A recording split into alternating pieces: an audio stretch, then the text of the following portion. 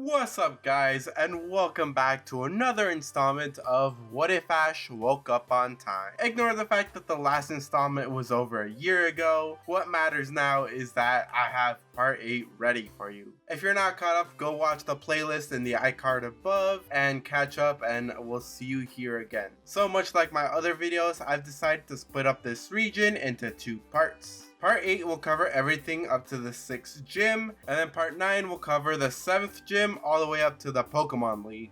Before we begin the video, remember to subscribe, hit the like button, and leave a comment down below. And now let's get on to the what if. After a long boat ride, Ash and his 2 Pokepals arrive at the Sinnoh region. And without Team Rocket around, Ash is free to head straight to Professor Rowan's lab, where he meets Dawn and gets a new change of clothes. When Dawn finds out that Ash has traveled to other regions, she wants to see his Pokemon, and Ash doesn't really see a problem with this, so he shows him off. When Plusle tries to shyly greet Dawn, she of course freaks out, causing Minum's feelings to get hurt. Dawn would try to apologize, and the fact that Ash has a Plusle almost makes her not want to go with Ash, but as long as it stays away from her, it'll be fine.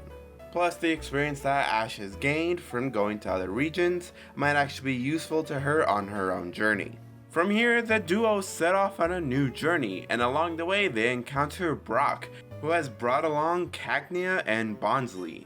He says that everybody else was left behind at Pewter City, or so he thought, as why not had followed him here. A little later, they encounter Paul, who challenges Ash to a 3-on-3 battle when he sees Ash's Charizard. Unfortunately for him, since Ash hasn't caught any new Pokemon yet, he can't do that. But Paul still wants to test out that Charizard power, so it'll be a 2-on-2 battle. Ash begins with his Charizard, while Paul decides to send in his Chimchar, as sending in his Grotle isn't gonna be very effective.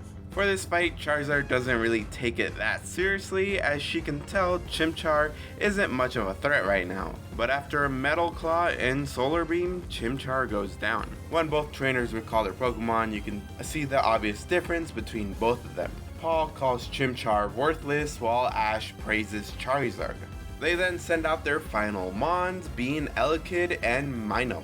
Ash goes first and has Minun use Metronome, which unleashes a sandstorm. This works both for it and against it, as Elekid is having trouble charging up, and it's getting hurt, but so is Minun. Minun then tries a Thunder Shock, however this only serves to charge up Elekid, which it uses to launch a Thunder. With Minun being an Electric type, it somewhat hurts him, but regardless they retaliate with Metronome once again. This time, Metronome gives him Leaf Storm. Unfortunately, that's blocked by Protect. Ash, knowing that Thunder Shock and Helping Hand won't be much of any use here, he decides to use Metronome for a 3rd time and get Arm Thrust. Minun rushes over to Elekid, and in response, Elekid uses Brick Break. Elekid gets hit in the gut while Minun gets hit on the head. With this and the fact that Sandstorm is still damaging them, both Pokemon faint. Ash is happy that Minun did its best, however he's upset that he lost that specific round.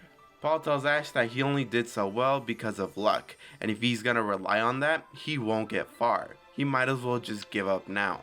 Ash does get upset at Paul, essentially telling him off, but Paul literally doesn't care what Ash has to say, so he just leaves. Ash angrily stares at him, however Brock tells him to let it go, it's not worth it. After this, they meet Nando, and nothing big really changes, as he still decides to compete for both ribbons and badges.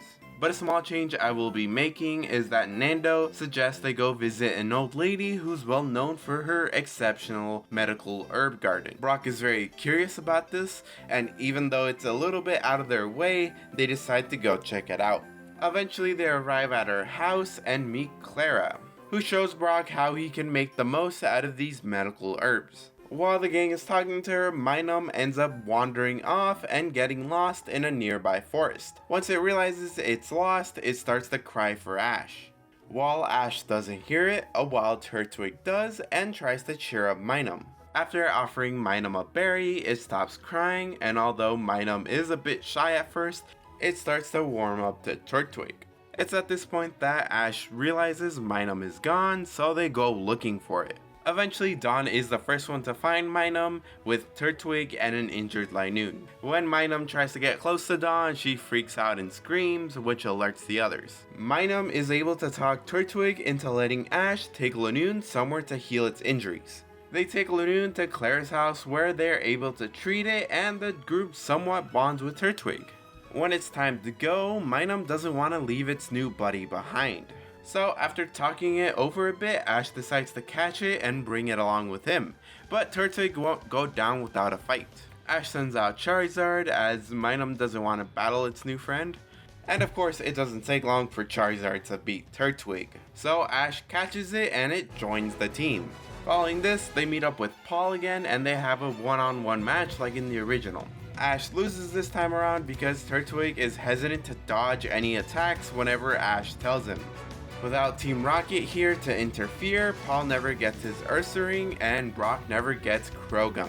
Dawn, however, still catches her Veneeri and her Jubilife contest proceeds like normal. Minun does seem to take an interest in these contest things, but nothing comes of it. Anyways, let's skip forward to the Orkberg gym where they watch Paul and Rourke battle.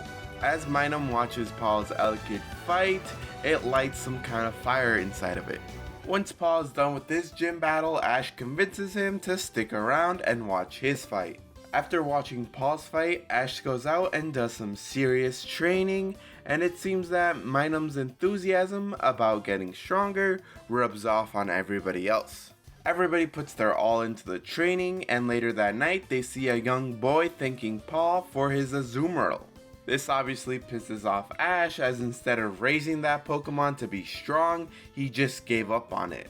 Paul tells him that Azumarill was never gonna improve, so it would have been a waste of time. The following day, Ash gets his match with Rourke, and they begin with Charizard versus Cranidos. Thanks to Charizard being able to fly, this means Cranidos has to work a lot harder to hit her.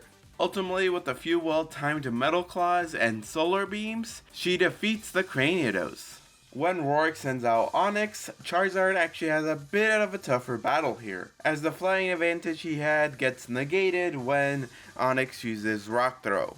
And after a couple of those, and a Slam and Double Edge, Charizard faints. Ash's second Mon is Turtwig. Ash has Turtwig use its fast and small stature to its advantage. He has Turtwig dodge at the last second and use Razor Leaf at a really close range. Obviously at first, Turtwig actually takes quite a bit of damage, but eventually Turtwig comes out the victor. Rourke's final Pokemon is Geodude. And thanks to Turtwig already being pretty tired from his fight with Onix, it doesn't take long for Geodude to take out Turtwig. Ash's final Pokemon is Minun, which makes for one tough battle, as you see Minun's only real offensive move is Thundershock. Outside of Helping Hand and Metronome, it doesn't have any effective moves against Geodude. This means Ash has to solely rely on Metronome, which kinda irks Ash as it'd be proving Paul right, that Ash only relies on luck. Metronome proves to be both useful and useless, as half the time he gets moves like Gyro Ball, Stomping, Tantrum, Dragon Hammer, and the other times he gets moves like Bestow, Splash, and Focus Energy. He does get lucky when Metronome gives him Rain Dance, allowing for Thundershock to affect the Rockmon. Thanks to the Focus Energy from earlier, Minun hits it with a critical Thundershock, knocking out Geodude, earning Ash the Cool Badge, the first badge of the region. Following this, one morning, Dawn finds Minun sleeping in her tent, causing her to freak out. After she calms down, she decides to reveal to Ash and Brock why she's so scared of Minun. Despite not being the one who did it, Minun feels bad. Brock tells her that it's kinda her fault for having Plusle and Minun shock her. You can't really blame the Pokemon for that. Ash tries to explain to her that Minun wouldn't shock her, at least not unprovoked. Dawn says that she knows this, but it doesn't change how she feels. Later that day, Dawn catches and releases a Pachirisu. Pachirisu doesn't stay nearby, and Dawn misses her chance to catch it again. From here, things don't change much as they still encounter Hunter J, and they stop back at Jubilife City before making their way to Floroma Town. Things here don't don't change either, as they still encounter Kenny, and Dawn wins the Floroma contest. On their way to Eterna City during a sparring match between Ash and Brock, Minun and Cacnea run off into the woods with everybody giving chase. Minun and Cacnea stop at a tree that has honey on it. After a wild Burmy falls out of the tree, a lady shows up to catch it. After catching them on, Cheryl introduces herself and explains to them about her trying to find the enchanted honey. The trio agree to help her find it, as they also want to see what this enchanted honey business is all about. After faking a bunch of battles, Burmy evolves into a Mothram, and soon after they encounter Gardenia. When she sees Brock's Cacnea and Ash's Turtwig, Gardenia challenges them to a battle, and despite the two working great together, Gardenia still beats them. Gardenia then soon leaves, and it doesn't take long for our group to find two wild Combies. Ash and Dawn add them to their teams, with Dawn getting the one with the funny red mark on its head. With these Combies and Mothram, they are able to find the giant Combi hive. After collecting a bit of honey, Cheryl decides to leave the group forever. Not too long after, Dawn drags the two boys into a Pokemon dress-up contest. Dawn enters Piplup as a Weedle, Ash enters Minun dressed as a Pichu, and Brock enters Wynot as a Mime Jr. Like normal, Brock ends up winning and getting the egg. The events of weasel your way out of this and an elite meet and greet still happen like normal, meaning that Dawn still gets a Weasel and fights the Elite Four member. Anyways, let's skip forward to Ash's battle with Gardenia, as his first battle still remains the same, with Ash being forced to recall Turtwig and send in his Minun. While Minun does do its best, it gets knocked out by the Cherubi, and Ash has to send in Turtwig to finish the job. Gardenia then sends out her own Turtwig, and this battle remains mostly the same. Our Turtwig is slightly stronger than in canon, but nothing really changes. They end up knocking each other out with a clash of tackles. This leaves both of them with their last Pokemon, Charizard and Roserade. This is a pretty easy fight for Charizard, as she has the type advantage here. With this win on hand, Ash is given the Force Badge. Brock's egg finally hatches into a Happiny, and they go to meet Cynthia for the first time. Paul still battles Cynthia and gets his ass whooped. We then have the events of the 10th movie, and I'm not gonna change anything here. It can play out like normal. After this, we have the events of Sandshoe's locker. Our gang helped Mira go underwater to retrieve a Pokeball. However, they end up getting caught in the middle of a turf war between a raging Gyarados and a furious Swampert. After just barely getting away, they decide to divide and conquer. Dawn's Mons alongside Minun surprisingly handle Gyarados, while Ash and Turtwig handle Swampert on land, and while they're battling, Mira goes down to get the Pokeball. After defeating the Swampert, he decides to catch it since he didn't get one in Hoenn. Mira's Abra then teleports them all to Heartdome City. However, like normal, Dawn fails to get past the appeal stage, sending her into a small depression. We then go into the tag battle competition, where Ash gets paired up with Paul. Of course, the only real notable things here is that Combi and Minun are able to get quite a few wins in, and Ash gets Paul's Chimchar, of course. In the next Pokemon Center, the gang meet up with Zoe again and find out that the next contest is in Solaceon Town. It's here that Ash decides to put Minun and Swampert into a sparring match, with Zoe's Mischievous and Glameow. This is when Ash learns that Swampert is super arrogant and won't listen to him. The young boy facepalms, mumbling to himself, not another one, because Swampert attacks without care for what Ash says. Thankfully, Zoe's Mons are more than enough to put it down for the moment. After helping a woman whose name I can't say cause I'll get demonetized, they come across a trainer voiced by Goku.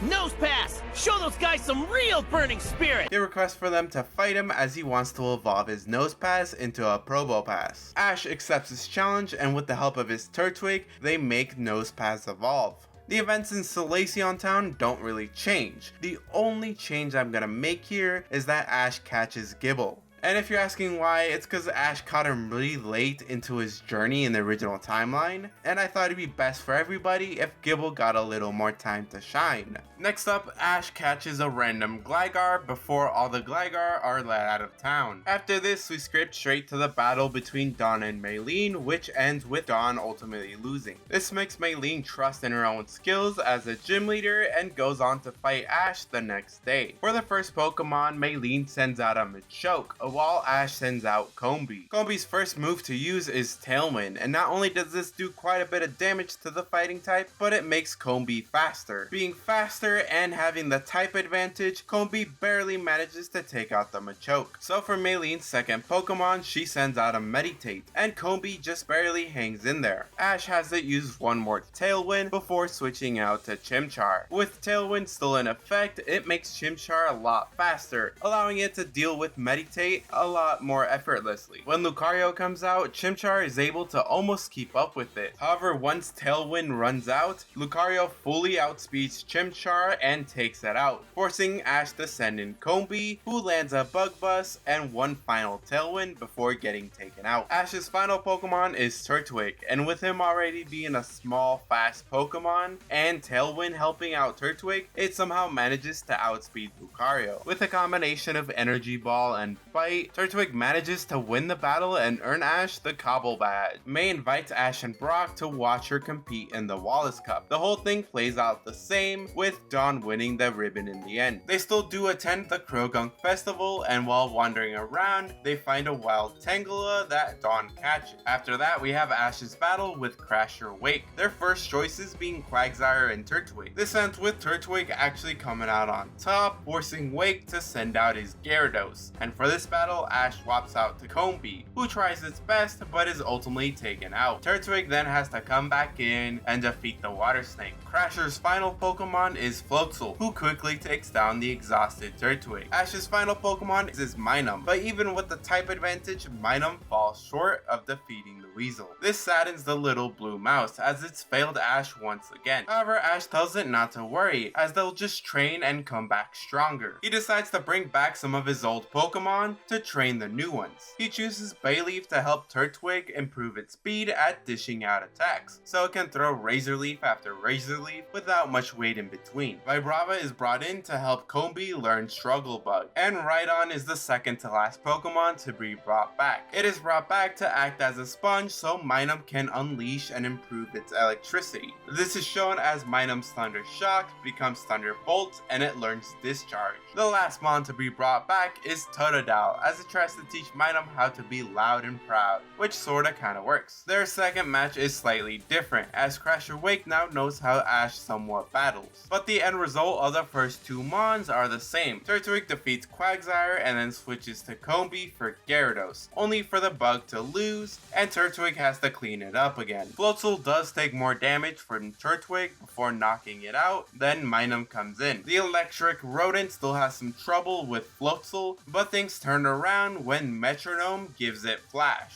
With the Weasel now blinded, it gives them more opportunities to land more attacks. Minun barely edges out the win, earning Ash the Fen badge, making it his 4th badge of the region. This battle does get Ash thinking Combi isn't really cut out for battling, so after he talks to it, it's decided that Ash will send him back to Pallet Town for the time being. Not too long after, Dawn catches herself a Swinub, and hearing that the next contest will be in Celestic Town, that's where they're headed. They continue their traveling until they run into Gary. After the two boys catch up, Gary questions if Ash still has that Scyther he used back in the Johto League. Ash confusingly says yeah, and asks why does he want to know. Gary pulls out a silver box and says that he recently obtained an extra metal coat, and since he already has a Scizor, he doesn't need it. Ash says he has never thought of evolving it since it never really listened to him before. Gary just kind of forces Ash to take it, and they spend the rest of the day together before splitting ways. The trio return to Hearthome City, but the gym leader still hasn't returned yet. So Ash and Dawn enter the Hearthome collection. Ash and Charizard enter as a knight, and unlike in canon, Dawn does not win the competition here. Why, you'll see much later. Following this, we move on to the events of the 11th movie, which doesn't really change until the very end, where we see two evolutions take place. Dawn's Combi becomes a Vespiquen, and Chimchar evolves into a Monferno. After helping out a few Psyducks, they meet a Stunky who seems to enjoy spraying them with foul-smelling gas. After getting fed up with it constantly gassing them, Ash decides to battle it with Swampert, and despite it not listening to Ash, after a few Ice Punches and Darkest Lariats, they defeat the prankster Stunky. Ash decides to catch it to stop it from gassing them up. After this, the trio enroll into the Pokemon Summer Academy. During their time here, Dawn finally gets over her fear of Minun. Other than that, let's move forward to when Ash battles Fantina in an unofficial battle. Unfortunately, Ash just gets wrecked here, as Ash's Monferno, Minun, and Turtwig all fall to Fantina's Drifloon. After this, Dawn enters the Celestic Town contest, where Tangela makes its contest debut. Regardless, Dawn wins the contest, and shortly after, the gang run into Team Galactic again. Gible sees Cynthia's Garchomp in action and wishes to be just as strong as it is. Once the business with Team Galactic is over, they encounter Paul once again. After learning that Paul has earned the Relic Badge, Ash challenges him to a battle. Honchkrow vs Turtwig remains relatively the same. However, when Turtwig starts to evolve, it forces itself to not evolve, as Turtwig fears that if he were to evolve, he'd become too bulky and lose all of its speed. From here, the trio return to Hearthstone City and run into Barry, where they have a battle. Monferno takes out Roserade before losing to Staraptor. The bird is then surprisingly taken out by Gible, only for him to lose to Empoleon. For Ash's final mon, he sends out his Swampert to make it a water-on-water fight. Neither Pokemon have anything that's super effective against the other. They sort of just trade blows back and forth using Ice Punch and Steel Wing. The battle does start to come to an end when Empoleon and Swampert beam clash using Hydro Pump. Neither seem to be budging, they seem to be perfectly matched. This goes on so long that both Brock and Dawn have lost interest in the match completely. Ash and Barry are the only ones egging on Swampert and Empoleon to continue. Ultimately, Swampert gives in and switches to Ice Punch at the last second. Punching the jet of water, not only does it cause the water to freeze, but Empoleon as well. Thus, Ash is declared the winner and Swampert faints. After Barry calls it a lucky win, Ash invites him to watch his gym battle the next day. Speaking of which, his battle with Fantina is kinda similar, as Gible and Monferno take out Gengar and Mismagius. While Charizard does put up one hell of a fight against Drifloon, she does ultimately get taken out by a Hypnosis. This leaves Ash's other two mons with the job of defeating it. Even with the added strength plus the counter shield, Monferno still unable to defeat it. But thanks to the efforts from the previous two Pokemon, Gible is able to surprisingly pull out a win with a Dragon Pulse counter shield. With his 5th badge in hand, Barry tells him that there's a gym in Conolave City, and since Iron Island is nearby, he'll go with him. So he temporarily joins the group before leaving for Iron Island. After a quick run-in with Cresselia and Darkrai, Ash is told about the gym leader having finally made it back. When they arrive at the gym, Rorik and Byron are arguing about who loves fossils more. They end up getting into a bigger argument about who has the better fossil Pokemon. Ash and Brock suggest for them to settle it with a Pokemon battle. Regardless of the outcome, Ash makes a slight comment that his fossil Pokemon is actually the best. With that little conflict solved, Ash can finally get his gym battle. The first battle with Monferno and Bronzor plays out pretty much the same, with the monkey coming out on top. Against Byron Steelix, Ash sends in his Charizard, who is able to make quick work of the Steel type with Flamethrower and Fire Fang. Byron's final Pokemon is Bastiodon, and Ash decides to swap out to Monferno. While the monkey does do its best, Bastion's defense is just too high. All of the monkey's attacks are just doing nothing, as the fossil Pokemon just takes it. Monferno is ultimately taken out by a Metal Burst. So Ash swaps out to Swampert. Not even it can take down this impenetrable wall. The Mudfish is getting pretty angry, as it's just throwing attack after attack, but the Shieldmon just won't stay down. Using Iron Head and then followed up by a Flash Cannon, Swampert is taken out. Ash finally brings out Charizard, who also struggles quite a bit here, as none of her moves are super effective against it. But due to Bastion starting to get tired, plus the damage dealt by his other Pokemon, Charizard's able to make her way to Bastion's neck, landing a final Fire Fang, earning Ash the Mine Badge. While Ash has already decided to take on the gym in Snowpoint City, after a call with Barry, they decide to make a stop at Iron Island. The events on Iron Island remain more or less the same. One small event that we'll say that does happen is while Barry's Empoleon is rampaging, Swampert comes out of its Pokeball to fight it. After this, Dawn enters and wins the Combine contest, making it her 5th ribbon. While making their way to Snow Point City, they end up falling for a Frostlass's trap. They're kind of forced to help her find her missing Snorunt, and after they're reunited, not only does she offer them directions to the nearest town, but she offers them 2 Ice Stones. Although the trio are hesitant to accept it, ultimately Ash and Dawn decide to take up the offer. Eventually they come across a Ringer competition, and Ash decides he wants to enter. He thinks of entering Charizard, however she refuses to enter, kinda seeing it beneath her. So with no other choice, he decides to bring back his old winner. Alongside him, Skarmory is able to actually win the whole competition for Ash once again, something Paul isn't too happy about. After an encounter with Aggron, Mamoswine finally starts to listen to Dawn. When the trio encounter a wild Snowvern, Brock's Cacnea and Wynaut quickly befriend it. Because of this, Snowvern decides to follow them for a while before being added to Brock's team. Still on their way to Snow Point City, Piplup begins to show signs of evolving, something Dawn and Ash are pretty hyped up to see. Much like in the original, Piplup is refusing to evolve. However, that night, Charizard has a talk with the penguin. She basically tells Piplup that evolving isn't all that bad, as it comes with a new look and more power, but evolving is his choice, not Dawn's or anybody else's. For example, Turtwig refused to evolve because it felt like its evolutions would only get rid of what made it special. But on the other hand, look at Monferno. It became stronger because it thought that it did all it could as a Chimchar. Evolution is not a choice it should make on the spot. Piplup should think long and hard about whether it should or shouldn't evolve. As Charizard makes her way back to the Pokemon Center, it's revealed that one more Pokemon was listening in on this whole conversation.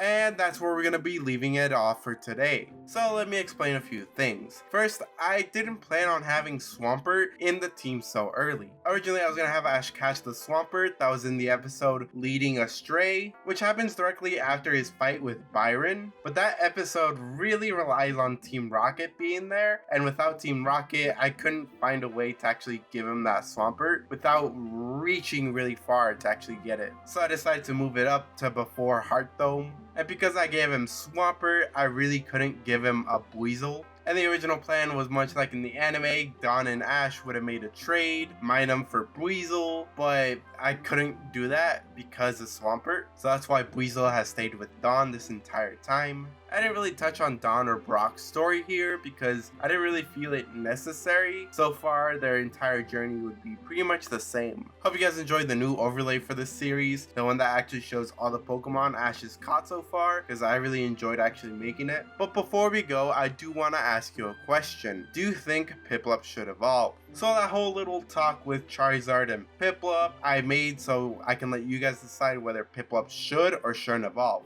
It may not happen in the next part, but remember Dawn does come back for the Black and White series as well as Journeys. So if you guys choose to have him evolve, it could happen anywhere between those 2 series. The choice is up to you. Anyways, I hope you guys enjoyed this video. Remember to leave a like, comment, and subscribe, and I'll see you guys next time.